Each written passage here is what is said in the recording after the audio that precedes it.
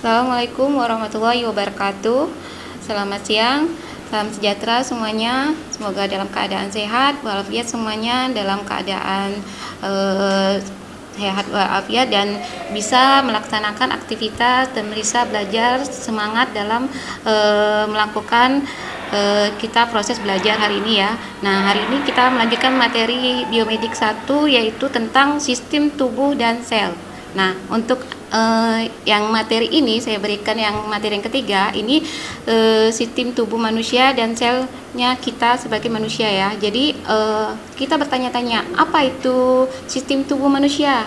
Nah, kita bertanya, apa ya sistem tubuh manusia? Kita taunya sistem tubuh manusia ya, ada kulit, ada kepala, ada tangan, ada kaki. Nah, yang kedua, apa itu sel?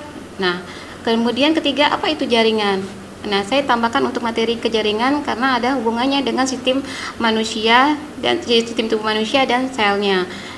Yang pertama, garis besar sistem tubuh manusia itu terdiri apa saja? Pertama, sistem saraf, reproduksi, pencernaan, kardiovaskuler, jantung, terus pernapasan, limfatik, endokrin, hormon di dalam darah, urinari, saluran kencing kita, untuk genitari, kulit, dan imun. Nah, untuk secara garis besar tubuh manusia ini kita mempelajari dari sistem dari organ dari atas kepala sampai ke tubuh dan kaki dan tangan dan saraf-saraf tubuh kita ya.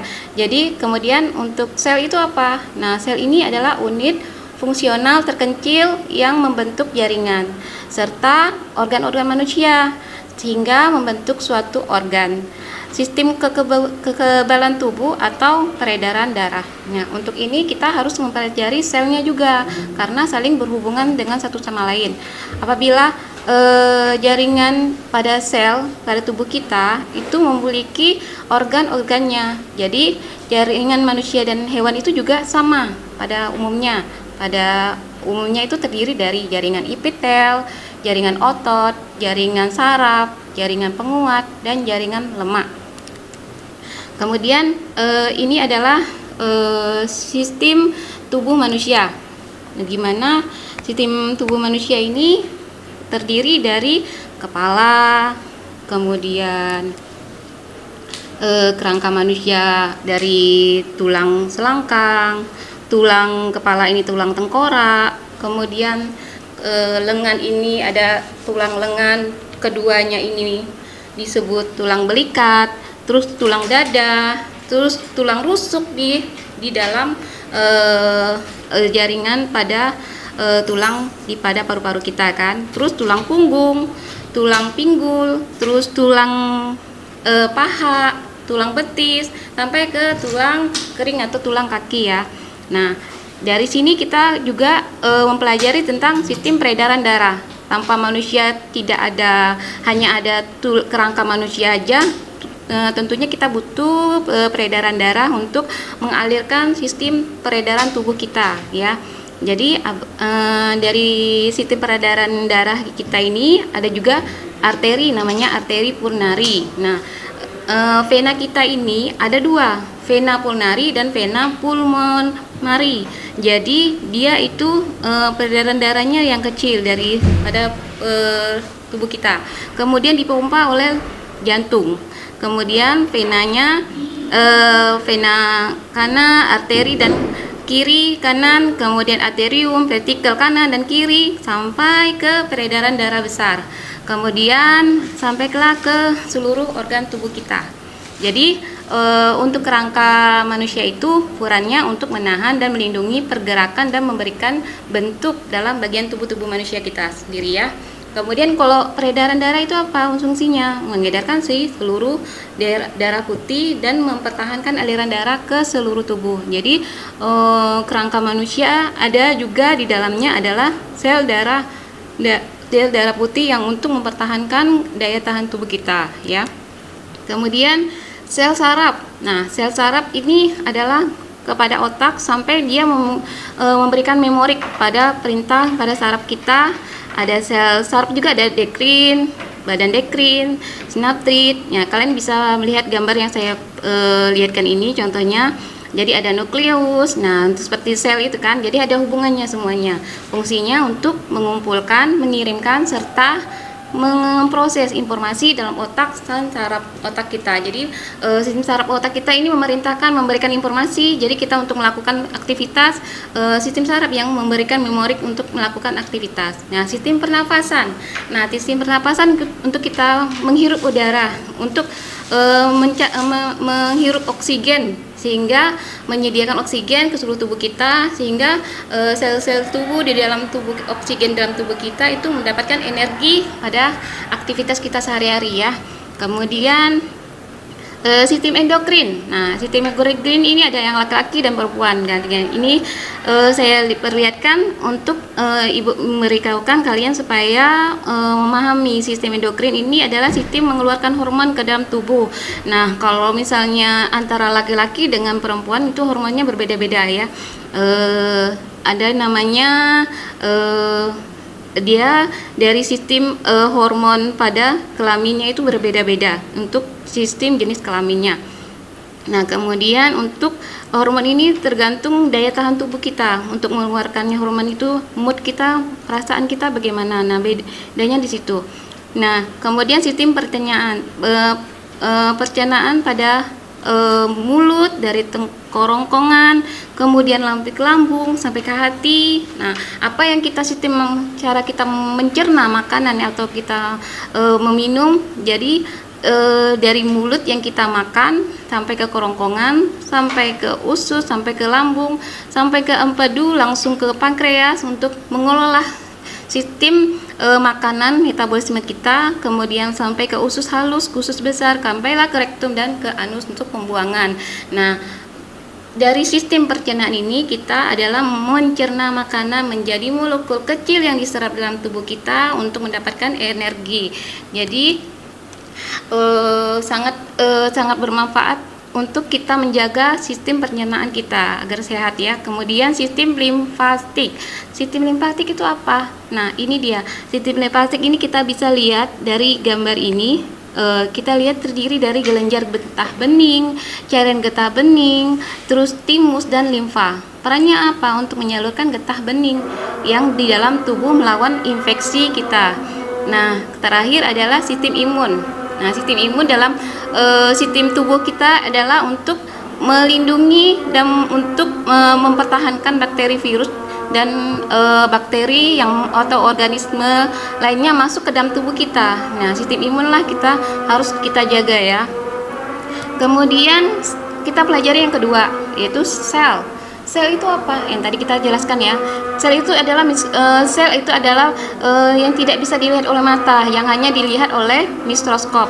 Nah, sel ini yang kita pelajari ini adalah struktur sel. Struktur sel di mana struktur sel itu ada 3. Pertama, dinding selnya, selaput sel ya, atau selaput sel yang tipis dan melindungi sel dan bagian sel di dalamnya. Kemudian sitoplasma.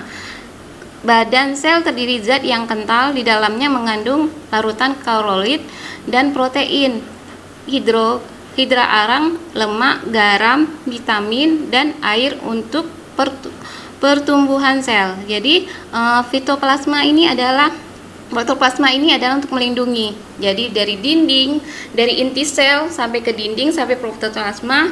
Nah, terakhir adalah inti sel. Nah, inti sel ini, nukleus ini kecil di dalam intinya, di dalam membran sel itu. Nah, terletak di tengah sel, mengatur pertumbuhan, perkembangan dan pembelahan sel. Nah, inilah kalau apabila kita bakteri atau virus atau organisme lain kita ketemukan di dalam mikroskop itu ada selnya. Nah, sel itu ada intinya, inti sel dari sampai ke dinding sel sampai ke protoplasma. Nah, ini dia yang kita pelajari. Pertama membran sel dulu ya, kita pelajari membran sel. Nah, ini gambarnya saya perlihatkan. Ini membran sel adalah memisahkan metabolisme internal dan eksternalitas lingkungan dan mengontrol gerak masuknya keluar sel. Jadi sel itu bisa masuk, bisa keluar di dalam permukaan dalam tubuh kita. Jadi membrannya itu, selnya itu membran fosfolipiid ganda atau lipid bilayer dengan ekornya itu bentuknya seperti ini di gambar ini. Nah, dengan ekor hidrofit ini nonpolar mengarah ke dalam dari membran dan kepala hidrofilik kutub, membentuk batin dan luar wajah membran. Jadi dari membran sel ini ada yang di luar, ada yang sebelah keluar, ada yang sebelah dalam. Nah, sitoplasmanya ini proteinnya yang kita lihat nanti. Nah, ini ada yang bulat, ini adalah fosfolipidnya, sedangkan hidrolifiknya, filiknya di luar ini. Nah, hidrofiliknya di luar dari sitoplasmanya ini. Nah, kemudian ini gambar aktivitas sel. Nah, aktivitas metabolisme sel ini dari pertama, ya saya berikan gambar ini, inti sel diselubungi oleh nukleus. Nah, nukleus DNA, kemudian menjadilah ribosom atau menjadi sitoplasma. Nah, bentuknya ini bisa dilihat ya, dari ini intinya, ada tulisannya kan, garis panahnya ya. Nah, ini nukleusnya atau DNA-nya diselubungi oleh DNA. Ini DNA-nya. Kemudian ribosom. Ribosom ini seperti ini bentuknya. Nah, dia panjang-panjang ya, menjadi sitoplasma. Kemudian dia diselubungi di retikulum endoplasma atau menjadi membran plasma. Kemudian dia badan Golgi. Nah, badan Golgi seperti ini. Dia seperti panjang seperti itu ya. Kemudian menjadi lisosom. Nah, kemudian dia menjadi mitokondria. Nah, mitokondria ini seperti ya seperti ini ya, perahu ya. Kemudian menjadi flagel dan cilia. Nah, istilah dari bagian dari struktur sel itu yang seperti gambar itu, nah istilahnya ribosom itu letaknya di atas dari inti untuk pembelahan sel pusat. Nah, pembagian selnya. Sedangkan vakuola itu apa yang di bagian struktur selnya itu, vakuola yang bulat itu. Nah, rongga kecil yang terdapat di dalam sel yang berisi cairan sel atau udara untuk menyimpan bahan makanan yang kita makan itu, sisa makanan itu, kemudian sisa pembakaran ampasnya dikeluarkan kembali. Nah, mitokondria itu bendanya bulatnya kecil tadi dari gambar granula yang terdapat dekat inti sel yang menjadi pusat tenaga untuk aktivitas sel. Jadi mitokondria itu seperti jantungnya. Jadi dia untuk bergerak aktivitas ke selnya itu. Nah, kemudian badan Golgi itu benang-benang fibrin yang terdapat di sekitar sentrom yang berfungsi penting untuk sekresi sel. Jadi pembuangan sel yang keluar dari sisa makanan itu. Kemudian lisosom vertikal dari aparatus Golgi yang mengandung enzim untuk pencernaan. Nah, seperti sel itu saya gambarkan ini. Kalau sel itu dia sepertinya begini. Apabila dia bentuknya bulat, kemudian ada mitokondria, kemudian ada nukleusnya, kemudian ada intinya, terus dia ada lisosom bentuknya seperti ini. Nah, sel ini dia bentuknya bulat seperti ini, dia normal. Apabila dia tidak normal, dia bentuknya tidak beraturan seperti gini. Ya. Dia tidak beraturan, dia berarti tidak normal. Nah, dia mempunyai inti sel, kemudian dia mempunyai mitokondria, dan dia selnya itu banyak sekali flagela dan silika. Jadi dia tidak normal. Jadi apabila dia selnya tidak normal, itu berarti selnya itu, DNA-nya itu akan mempengaruhi pada tim tubuh imun kita. Nah, kemudian ini saya diagram struktur selnya ya di gambar ini. Jadi seperti apa itu? Kita bertanya-tanya apa itu mitokondria?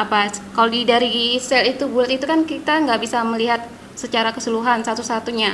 Nah, ini saya misalkan antara aparatus nih seperti ini.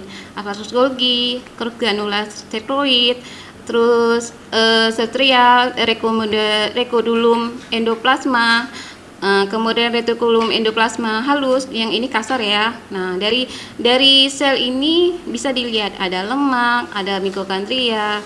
Nah, seperti ini ya di gambar ya. Kemudian bila batas kemampuan adaptasi sel akan tidak normal dalam reaksi terhadap tekanan yang prosesif, maka sel akan gimana dalam tubuh kita? Nah, pertama ada 3 ya.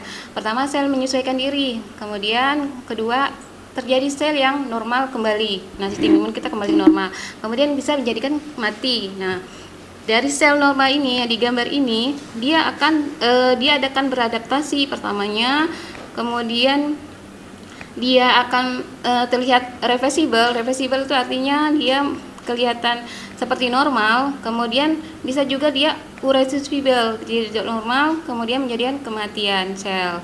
Nah, sel normal itu seperti apa? Mikroskopos konkis yang berdenyut tanpa berhenti. Dia seperti serta tanpa berhenti, tanpa mengubah strukturnya, dia bentuknya seperti normal dan fungsinya untuk bereaksi terhadap tantangan dan tekanan yang selalu berubah. Kalau kelangsungan fungsi dan struktur selnya yang normal itu tidak berubah, nah beradaptasi, irreversible-nya akan mati. Kemudian pergerakan uniselular, pertama kaki palsu atau unipodia, membuat tonjolan dari tubuh yang makin lama akan makin besar. Kemudian bulu cambuk flagella yang saya sebutkan bahwa dia tidak normal. Nah, ekornya yang memiliki untuk selnya itu. Nah, kemudian bulu getar atau silia berbulu-bulu yang jumlahnya sangat banyak dan tumbuh di permukaan sel membran. Kemudian zat-zat yang dapat lewat membran sel melalui 3 cara juga. Yang pertama, difusi pori-pori membran atau matriks membran. Kemudian yang kedua, transportif membran juga suatu mikroorganisme. 4 yang sistem enzimnya dan pewarnanya itu khususnya zat melalui membran. Jadi dia memasukkan transportasi aktif dalam sel-selnya itu. Nah, kemudian yang ketiga adalah endositosis, ya, dia mengekalisme membrannya itu, menelan cairan ekstrasel dan isinya. Kemudian intrasel itu apa ya fungsinya ya? Nah, ini fagositosisnya menelan partikel yang besar itu, tentunya bakteri ya. Nah, sehingga dia memakan, sehingga sedangkan pinositosis ia mengambil tetesan cairan sel yang terjadi akibat respon terhadap zat yang bersentuhan terhadap membran sel yang lainnya.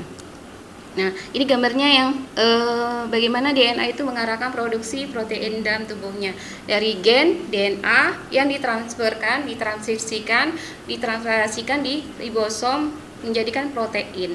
Nah, kemudian energi, apabila tubuh kita mendapatkan energi dari sinar matahari secara fotosintesis, kemudian energi yang kimia yang kita dapat dalam tubuh kita dari makanan, dari sinar matahari, kemudian respirasi sekuler dari mikrorandia menjadi ATP atau energi dalam tubuh kita ya. Nah, kemudian bergerak sel. Bergerak sel itu ada 2 pergerakan amoeboid, yaitu dia tuh secara kecil bulat dan dia tidak dilihat oleh mata. Dia bentuknya untuk menggerakkan antara sel yang lainnya. Kemudian gerakan silia. Silia itu gerakan yang seperti dia bulat seperti ini. Dia bulat, seperti ada bulu-bulu rambutnya. Nah, kemudian pembelahan sel itu dia menjadi pembelahan sel ada terjadi 3 kali dia. Pertama, populasi sel bersifat statis, aspastik. Kemudian populasi selnya secara berkembang, melakukan perkembangan, sehingga populasi yang ketiga sel itu masa hidup selnya akan memperlambat atau bisa berkembang menjadi banyak. Nah, kemudian gen DNA identik dengan sel induknya. Nah, kenapa DNA yang kita ketemukan dalam sel itu genetik selalu dengan induknya, seperti manusia yang orang tua yang dengan anaknya itu gennya itu sama, dia akan sama dengan orang tuanya. Jadi anak dengan orang tuanya sama gennya, jadi tidak akan berpisah gitu kan. Jadi maupun itu manusia maupun hewan, dia itu sama sel genetik dari induknya karena keturunan ya. Nah, untuk itu dia menjadikan 2. Nah, inilah dia pembelahan sel mitosis dengan pembelahan sel meiosis. Nah, pembelahan sel mitosis itu pembelahan sel somatik menjadi 2. Nah, 2 sel anak itu dengan sel induk. Jadi dia menjadi profase, metafase, anafase dan telofase. Jadi dia terjadi 4. Jadi apabila dia menjadi bulat seperti ini, saya gambarkan. Nah, seperti ini. Jadi 1, 2, 3, 4. Nah, dia seperti ini. Jadi sel mitosisnya ini dia dari kedua induk, dari orang tuanya induk ini. Nah, dia membelah jadi dua sel ini. Kemudian dari induknya dia menjadi ini profase. Pertama kan profase. Kemudian dia menjadi metafase. Yang kedua metafase. Nah, metafase ini dia membelah lagi dari 2 menjadi 4 gitu. Nah, seterusnya kelipatannya ya. Kemudian pembelahan sel meiosis. Nah, pembelahan meiosis ini jumlah kromosomnya semua sel yang somatik. Lipoid jumlahnya 43. Jadi 23 pasangannya itu sama gitu ya. Nah, ini gambarnya yang saya perlihatkan seperti ini. Dari pertama dia metafase dari anak ini, sel anak, interfase, kemudian dari 2, kemudian menjadi 2 ini, kemudian telofase, dia bergabung menjadi 2. Nah, seperti ini. Dia menjadi pita-pita seperti ini. Nah, dia menjadi 4 bagian, ada 6 ini. Nah, kemudian dia berkembang lagi. Nah, kemudian membelah lagi, berkembang lagi sehingga menjadi profase dari awal, kemudian menjadi interfase, menjadi banyak. Nah, selnya akan menjadi banyak, menjadilah dia mikrokandia, menjadi nukleus, Golgi, jadi dia membesar seperti itu proses pembelahan selnya ya. Nah, ini penggunaan ATP untuk energi, mendapatkan energi untuk fungsi selnya itu berkembang. Pertama, dia mentransfer membran. Ion transfer membran itu apa aja? Ion kalium, fosfat, klorida, hidrogen untuk pertumbuhan sel. Jadi sel itu juga memerlukan ion untuk dia berkembang. Nah, ionnya itu zat kimia seperti kalium, fosfat, sama seperti tubuh kita ini. Jadi kita juga membutuhkan seperti itu, dan sel juga seperti itu juga, dia membutuhkan ion-ion kalium, fosfat, hidrogen untuk dia bertumbuh, selnya menjadi berkembang besar, berkembang menjadi banyak ya. Kemudian kedua, mensintesis nyawa kimia di seluruh sel, fosfolipid, kolesterol, furin, piramid. Nah, kemudian ketiga, kerja mekanik, kontrak fibrin otot memerlukan juga ATP, energi dalam jumlah besar. Selain dari sel, juga melakukan gerakan silia dan amoeboid. Dia bergerak seperti ada bulat seperti dia itu amuba, jadi dia menggerakkan. Nah, untuk gerak aktifnya sel itu sendiri. Terus pertumbuhannya dan perbaikan sel itu secara apa? Nah, sel juga membutuhkan metabolisme untuk mempertahankan dari sel itu sendiri. Dia dari metabolisme, katabolisme, anabolisme. Jadi dia membutuhkan metabolisme makanan dan seperti yang kita absorpsi makanan ya. Kemudian ekskresi untuk mengeluarkan apa yang sisa-sisa dari sisa makanan kita makan.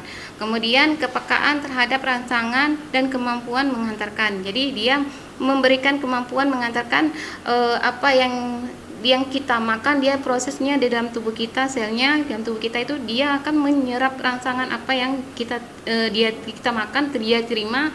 Nah, dia yang akan memberikan kemampuan dalam pertumbuhan sel itu sendiri dalam tubuh kita ya. Nah, ini saya berikan secara untuk yang secara sistem tubuh dengan sel. Nah, untuk jaringan nanti karena materinya sudah agak banyak yang sel jaringan itu, jadi nanti saya akan tambahkan lagi untuk materi sel untuk tambahan selanjutnya untuk pemahaman. Kemudian yang jaringan nanti saya akan berikan lanjutan yang materi selanjutnya, materi yang keempat ya. Nah, untuk ini apabila ada yang bertanya nanti hubungi saja WA saya atau di classroom nanti ya. Nah, nanti saya akan jelaskan kembali apabila yang kurang paham atau kurang mengerti. Kemudian untuk tugasnya nanti tugas ini saya tidak memberikan karena tugas yang sebelumnya saudara-saudari bisa kumpulkan lagi nanti, karena kalau terlalu banyak nanti menumpuk. Nah, yang ini aja dulu saya berikan untuk materi sistem tubuh dengan sel ya. Oke, sebelumnya terima kasih. Wassalamualaikum warahmatullahi wabarakatuh.